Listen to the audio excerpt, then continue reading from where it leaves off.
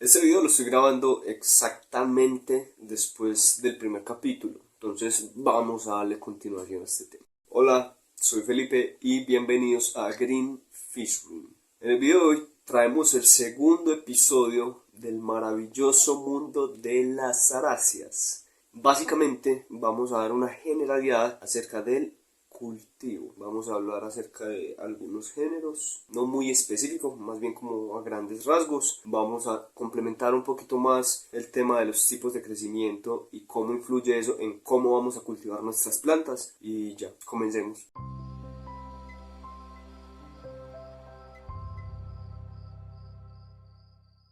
Ok, del capítulo pasado quedamos en que las aráceas son muy diversas y por ser muy diversas tienen muchos tipos de crecimiento. Las hay totalmente terrestres, crecen sobre la tierra, las hay epífitas, o sea que crecen sobre los árboles, las hay hemiepífitas, o sea que una parte de su vida la desarrollan en la tierra y van subiendo a los árboles, o viceversa. Las hay rupícolas o litófitas, eso quiere decir que crecen sobre las piedras, sobre peñascos, sobre acantilados, y hay aráceas que son acuáticas, que crecen ya sea sumergidas o a manera flotante. De todo esto, ¿qué podemos concluir? De que no existe solamente una forma de cultivar las aráceas, que esto va a depender del tipo de arácea que nosotros tengamos. Es muy recomendable, antes de comprar o adquirir una planta, investigar qué planta estamos comprando o adquiriendo. Por ejemplo, no es lo mismo el sustrato de un Philodendron sp Colombia, que es un Philodendron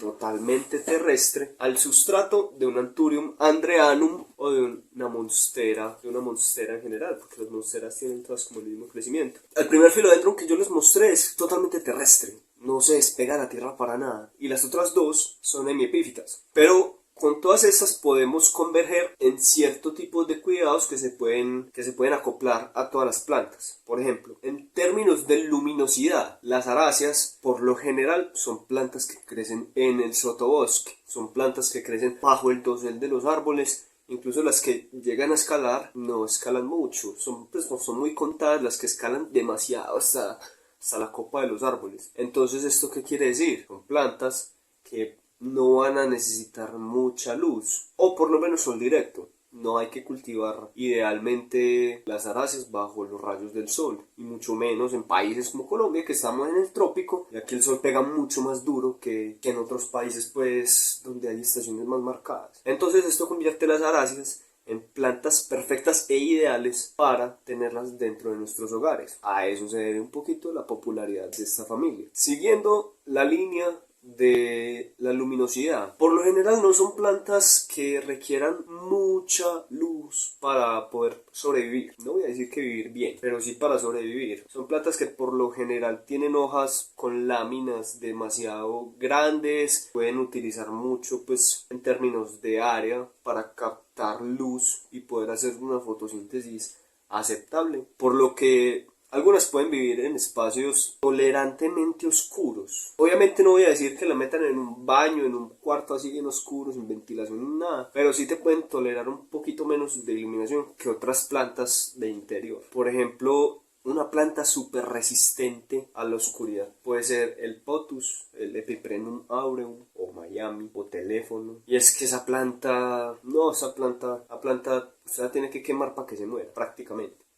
Por ejemplo, otra arácea, que no sé si ustedes saben que esa es una arácea, las ZZ, las Samioculca samiflora. Aquí voy a dejar una foto de referencia. Son aráceas, ven que tienen un crecimiento muy particular. Y también se bancan muy bien la falta de luminosidad. Lo ideal que yo puedo recomendar para el cultivo de estas plantas, en términos de luz, es que estén en espacios bien iluminados, pero no en el sol directo. Ahora, por contraparte de que hay plantas que resisten muy bien a la oscuridad, hay plantas que también resisten muy bien al sol directo. Por ejemplo, las monsteras deliciosas resisten bien el sol directo cuando son grandes. Los Taumatophyllum, por acá voy a dejar una foto, también resisten muy bien el sol directo. Algunos Philodendron, los Potus también resisten muy bien el sol directo y se ponen enormes. Pero hay plantas que literalmente no puedes darle mínimo rayito de sol porque mismo se queman. Por ejemplo, eso me pasó con este Anthurium. Aquí en Green no solamente mostramos cosas buenas, también mostramos cosas reales. cosas que pasan en el cultivo de plantas, porque es que uno no es ningún experto. Este anturio, por ejemplo, se me pasó de iluminación y aquí tiene un quemoncito, por ejemplo. Y eso es algo normal, en el cultivo de plantas. Uno tiene que adaptarse a cómo la planta va a desarrollarse en tu hogar o en el espacio que la vas a tener. Ahora bien, el siguiente punto, ya pasado la iluminación, vamos con una cosa muy importante que la mayoría de aráceas también lo piden a gritos, y es la humedad. ¿Qué es la humedad? La humedad básicamente es la cantidad de agua que se puede encontrar en el aire. La humedad se mide en porcentaje. En la ciudad de Medellín, la humedad ambiental promedio está entre 50% y 70-80% cuando llueve mucho. Aquí es un muy buen clima para cultivar plantas en general. Aparte porque las temperaturas, pues últimamente ha habido mucho calor, pero aquí las temperaturas se mantienen entre 25 y 28 grados. Así que pues esto es un paraíso para las aráceas. Pero en otros lugares donde no puedan tener las condiciones tan idóneas para que se cultiven aráceas, mi recomendación es la humedad mínima para cultivar aráceas, y eso que las más gaminas, las más resistentes, por ejemplo las monsteras deliciosas, los Epiprenum aureum, o sea las Miamis, los Anthurium andreanum, o sea las más comunes, las más comerciales, es entre el 40 y el 50%. De ahí por favor no bajen para las más resistentes, porque lógicamente hay aráceas que piden mucha más humedad en el ambiente. Hay una arácea que se llama Philodendron melanocrysum y esa berraca tiene que tener la humedad mínimo en el 60-70% para poder desarrollarse bien. O por ejemplo los anturios, que son de hoja aterciopelada, también requieren mucha humedad para poder desarrollarse. Ahí tenemos el Anthurium crystallinum, el Anthurium warockianum, el Anthurium forgeti, entre otros, y entre otros géneros, por ejemplo. Entonces la humedad es un factor fundamental, porque gracias a la humedad las estructuras de las plantas se van a poder conservar de mejor manera. Va a poder echar más fácil raíces, va a poder echar más fácil hojas y va a poder echar más fácil flores. Las flores en algunos casos pues son prescindibles, pero si una planta florece, y lo digo en casos generales de todo el reino vegetal, cuando una planta florece pues puede ser por dos motivos: está muy bien o está muy mal. Si las aráceas florecen, me imaginaría que pueden estar muy bien si ustedes las tienen, y si ven que florecen y decaen, hay que tomar cartas en el asunto. Bueno, tenemos ya cubierto el tema de iluminación, el tema de humedad. Ahora sigue el sustrato. Yo les mencioné y les voy a seguir diciendo por el resto de la serie que las aráceas son muy diversas, por ende tienen muchos tipos de crecimiento, por ende no podemos dar solamente una receta mágica universal de sustratos para aroides. Entonces, dependiendo de la planta que tengas, dependiendo del clima de tu zona y dependiendo de la zona donde vas a ubicar la planta en tu casa o en tu espacio, pues vamos a preferir ciertas recetas por encima de otras. ¿A qué me refiero? Y dando un ejemplo más conciso, yo voy a dar mis ejemplos con base en mi experiencia en la ciudad de Medellín, pero antes de esto vamos a dar ciertas generalidades en lo que puede ser el sustrato. Lo ideal para las aráceas es que tengan un sustrato suelto, un sustrato que no queda pelmazado, sea X o Y la composición del mismo. El sustrato tiene que ser suelto para que las raíces puedan penetrar bien en él. Les doy el ejemplo. Si yo cojo sustrato de esta Monstera Ansoni, que es un sustrato suelto, es un sustrato, no sé si lo pueden apreciar acá.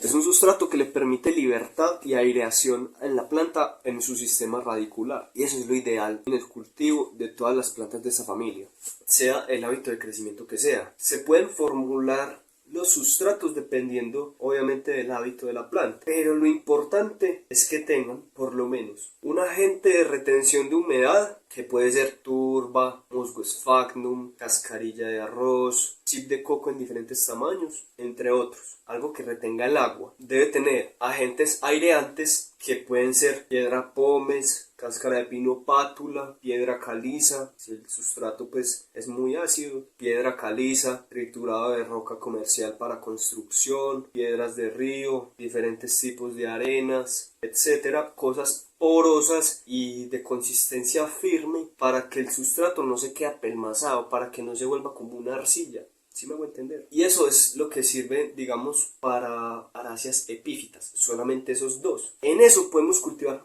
muchos anturios, muchos filodendros, muchas monsteras, muchos epiprenum y muchos tipos de plantas que crezcan sobre los árboles o que escalen a los árboles. Sumado a esto, si queremos tener aráceas terrestres, le podemos poner humus de lombriz, pero en cantidades bajas, porque las aráceas no toleran mucho estar sembradas solo en humus. Por lo general, cuando me ponen a recomendar sustratos para plantas, no recomiendo mucho solo sembrar en humus de lombriz, porque pues por temas de la cantidad de materia orgánica en descomposición, microorganismos y el pH del suelo, no es muy bueno sembrar solo en humus. Si combinamos estas cosas que yo estoy diciendo con el humus, es un sustrato bomba. Eso es perfecto para las plantas y les dispara el crecimiento. Pero bueno, esto dado a aráceas terrestres o hemiepífitas, aráceas que puedan aprovechar los nutrientes del suelo a través de sus raíces. Entonces eso también se puede ver aprovechado para monsteras, anturios, filodendros terrestres. Aquí sí se puede jugar con muchas más aráceas. Entonces entran las anthozomas, las alocáceas, las amorphophallus, las dracontium, las chlorospatas, las rhodospatas, y así podemos seguir. Así podemos seguir con la lista de géneros. Entonces, ya tenemos luz, humedad, sustrato, que el sustrato tiene que tener agente de retención,